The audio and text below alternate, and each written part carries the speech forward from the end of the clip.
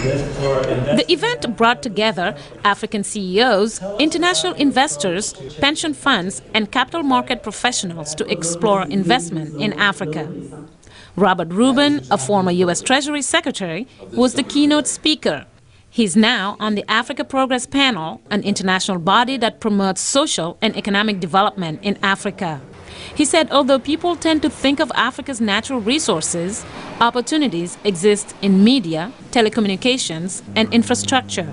It seems to me that we in the United States should be much more focused on Africa, not only as a source of natural resources, but also for the full range of opportunities that exist. And I don't know why, there's no reason why our presence shouldn't be as great as, if not greater than China's. Eddie Njoroge is managing director of KenGen, a Kenyan utility with about 6 million customers. He says his company could be an opportunity for investors. We hope to be 3,000 megawatts within the next 3 years or so. And beyond that, by 2030, we hope that we'll be over 10,000 megawatts. So we'll be looking for a lot of partnerships. For the skeptics, he adds this. We have a fairly robust regulatory framework. We have a regulator. We know what our return on investments would be right up front. Moving to West Africa, conference participant Eko Afezi is Deputy Managing Director of the Ghana Stock Exchange. Ghana Stock Exchange is quite a small market. We do have 35 companies listed. Most of them are multinationals. When most markets were down all over the world, our market was up like 58%.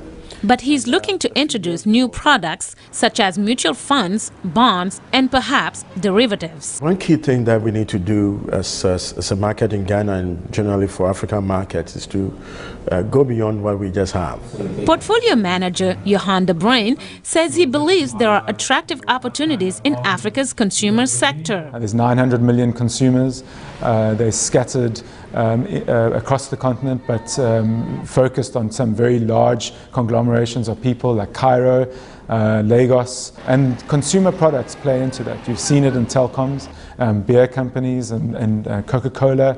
But some countries are being overlooked, he says. I think a lot of the French-speaking countries have been missed by investors.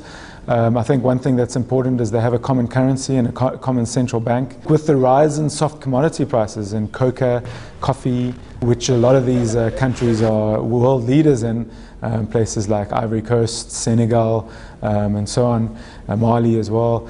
I think there's more interest that will follow. All four corners of Africa were represented at the conference, but only about 15 African companies are listed on the New York Stock Exchange. Political instability, lack of infrastructure, and poverty remain the biggest challenges. But experts say countries like Nigeria, a major crude oil producer, Ghana, which has had stable governments over the last 2 decades, and Kenya are just a few examples of how Africa can be an attractive place to invest. Mariama Diallo, VOA News.